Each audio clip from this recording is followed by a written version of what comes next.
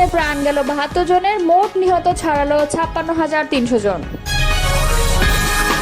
ট্রাম্পের হুমকির পর তেহরানে একাধিক বিস্ফোরণ।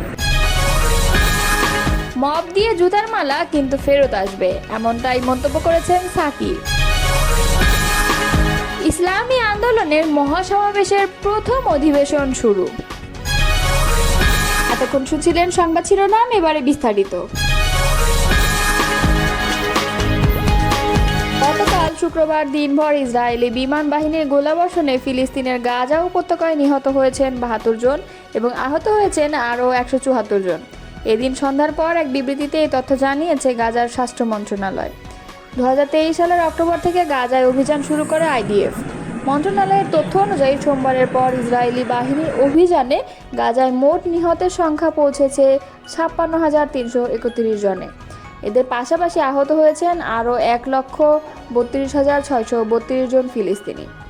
২৩ সালের ৭ অক্টোবর ইসরায়েলের ভূখণ্ডে ঢুকে অতর্কিত হামলা চালায় গাজা উপত্যকা নিয়ন্ত্রণকারী সশস্ত্র রাজনৈতিক গোষ্ঠী হামাসের যোদ্ধারা। এলোপাতাড়ি গুলি চালিয়ে ১,২০০ জনকে হত্যার পাশাপাশি ২৫১ জনকে জিম্মি হিসেবে ধরে নিয়ে যায় তারা। হামাসের হামলার জবাব দিতে এবং জিম্মিদের মুক্ত করতে ওই দিন থেকেই গাজায় অভিযান শুরু করে ইসরায়েলি বাহিনী। ১৫ মাসেরও বেশি সময় ধরে টানা অভিযান চালানোর পর যুক্তরাষ্ট্র থেকে মধ্যস্থতাকারী এবং অন্যান্য দেশগুলোর চাপে বাধ্য হয়ে গত ১৯ জানুয়ারি গাজায় যুদ্ধবিরতি ঘোষণা করে ইসরায়েল। কিন্তু বিরতি ২ মাস শেষ হওয়ার আগেই গত ১৮ মার্চ থেকে ফের গাজায় অভিযান শুরু করে আইডিএফ। দ্বিতীয় দফার অভিযানে গত ২.৫ মাসে গাজায় নিহত হয়েছেন ৬,০০৮ জন ফিলিস্তিনি এবং আহত হয়েছেন আরও ২০,৫৯১ জন। যে ২৫১ জন জিম্মিকে হামাসের যোদ্ধারা ধরে নিয়ে গিয়েছিল তাদের মধ্যে অন্তত ৩৫ জন এখনও জীবিত আছেন বলে ধারণা করা হচ্ছে। সামরিক অভিযানের মাধ্যমে তাদের উদ্ধার করার ঘোষণা দিয়েছেন আইডিএফ। জাতিসংঘ ও আন্তর্জাতিক সম্প্রদায় এ পর্যন্ত কয়েকবার গাজায় সামরিক অভিযান বন্ধের জন্য ইসরায়েলের প্রধানমন্ত্রী বেঞ্জামিন নেতানিয়াহুকে আহ্বান জানিয়েছেন। ইতিমধ্যে জাতিসংঘের আদালত নামে পরিচিত ইন্টারন্যাশনাল কোর্ট অব জাস্টিসে ইসরায়েলের বিরুদ্ধে গণহত্যার মামলাও দায়ের করা হয়েছে। এদিকে সম্প্রতি গাজায় ফের ২ মাসের যুদ্ধবিরতি সংক্রান্ত একটি প্রস্তাবনা হাজির করেছে যুক্তরাষ্ট্র। সেই প্রস্তাবনা এখনও হামাস কিংবা ইসরায়েল অনুমোদন করেনি। ইরানের রাজধানী তেহরানে পশ্চিমাঞ্চলে ইসলাম শহরে একাধিক বিস্ফোরণের শব্দ শোনা গেছে। অঞ্চলটিতে সঙ্গে সঙ্গে আকাশ প্রতিরক্ষা ব্যবস্থা চালু করা হয়। প্রত্যক্ষদর্শীদের সোশ্যাল মিডিয়ার বরাত দিয়ে শনিবার ইরান ইন্টারন্যাশনালের লাইভ প্রতিবেদনে এই তথ্য জানানো হয়েছে। তবে ঠিক কী কারণে এই বিস্ফোরণ হয়, এতে কী পরিমাণ ক্ষয়ক্ষতি বা হতাহতের ঘটনা ঘটে সেই সম্পর্কে বিস্তারিত কিছু জানায়নি সংবাদ মাধ্যমটি। ইরান ইন্টারন্যাশনালের পোস্ট করা ভিডিওতে দফায় দফায় বিস্ফোরণের শব্দ শোনা গেছে, সেই সঙ্গে আকাশে আলোর ঝলকানি দেখা গেছে। এর আগে ১২ দিনের সংঘাত শেষে গত ২৪ জুন ইসরায়েলের সঙ্গে যুদ্ধবিরতি কার্যকর হয়। যুদ্ধবিরতির পরেও উভয় দেশই একে অপরের বিরুদ্ধে যুদ্ধবিরতি লঙ্ঘনের অভিযোগ এনেছে। সেই সঙ্গে ইরান দাবি করেছে যুদ্ধবিরতি হলেও ইসরায়েল যে কোনো সময় হামলা চালাতে পারে। এদিকে ইরানে আবারও বোমা হামলার হুমকি দিয়েছেন মার্কিন প্রেসিডেন্ট ডোনাল্ড ট্রাম্প। তিনি বলেছেন, ইরান পারমাণবিক অস্ত্র তৈরির উপযোগী মাত্রায় ইউরেনিয়াম সমৃদ্ধ করতে সক্ষম হলে দেশটিতে আবারও বোমা হামলা করা হবে।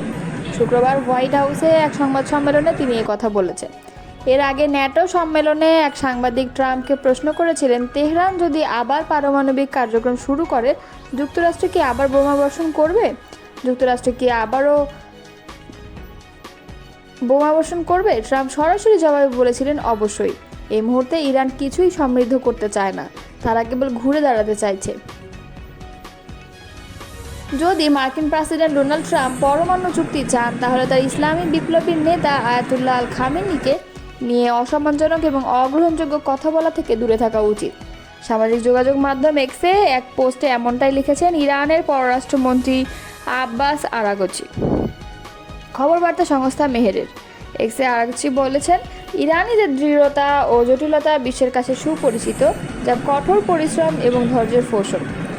কিন্তু একটি জাতি হিসেবে আমাদের মূল ধারণা খুবই সহজ এবং সরল। আমরা আমাদের মূল্য জানি, আমাদের স্বাধীনতাকে মূল্য দেই এবং অন্য কাউকে আমাদের ভাগ্য নির্ধারণ করতে দিই না। তিনি লেখেন, যদি প্রেসিডেন্ট ট্রাম্প পরমাণু চুক্তির ব্যাপারে আগ্রহী হন তাহলে তার ইরানের সর্বোচ্চ নেতা আয়াতুল্লাহ খামেনির প্রতি অসম্মানজনক এবং অগ্রহণযোগ্য কথা বলা থেকে দূরে থাকা উচিত এবং তার লক্ষ্য হৃদয় এবং অনুসারীদের আঘাত করা বন্ধ করা উচিত। তিনি আরও লেখেন, শক্তিশালী ইরানি জনগণ বিশ্বকে দেখিয়েছে যে আমাদের ক্ষেপণাস্ত্রের আঘাতে ধ্বংস এড়াতে ইসরায়েলের বাবার কাছে ছুটে যাওয়া ছাড়া আর কোনো উপায় নেই। মব তৈরি করে কোনো ব্যক্তির গলায় জুতার মালা পরানোর যে উদাহরণ তৈরি হচ্ছে তা ফেরত আসবে বলে মন্তব্য করেছেন গণসংহতি আন্দোলনের প্রধান সমন্বয়কারী জোনায়েদ সাকি।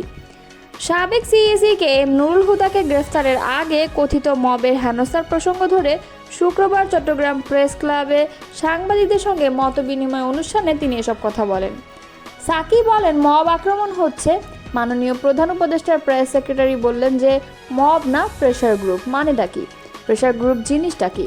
আপনি যদি মনে করেন যে অমুক ব্যক্তি অন্যায় করছে, তার শাস্তি হওয়া দরকার, তো আপনার সভা সমাবেশ করার জায়গা আছে, তার বাড়িতে হামলা করা আপনার এখন কর্তব্য না। তিনি বলেন, তাহলে সরকার কি নিজে এটা উস্কে দিচ্ছে যে অমুককে আমার ধরতে হবে, ধরার আগে একটা নাটক করতে হবে? এ কি আশ্চর্য ব্যাপার।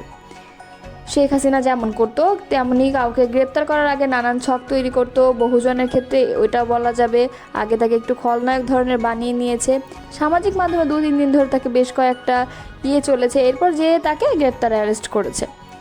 তাহলে তো একই পদ্ধতি প্রয়োগ করছেন। তিনি আরও বলেন, 3টা নির্বাচন কমিশনার কে জবাবদিহির আওতায় আনার জন্য বহু আগে থেকেই রাজনৈতিক দলগুলো বলেছে। আমরা বলেছি, সকলেই বলেছে, জবাবদিহির আওতায় আনেন, আপনারা সেই অনুযায়ী পদক্ষেপ নেন। তারপর যদি বিচারক জায়গায় নিতে হয় তাহলে বিচারিক প্রক্রিয়ার মধ্যে ঢুকেন। আপনি কোনো ব্যক্তির গলায় জুতার মালা পরাবেন, এটি ব্যক্তির যে মানবিক অস্তিত্ব তাকে আপনি অপমান করছেন। এটাকে বলে বিমান বিকিরণ। একজন সর্বোচ্চ অপরাধীকেও তা করা হয় না, কিন্তু কোনো অপরাধীকে ফাঁসি দিলেও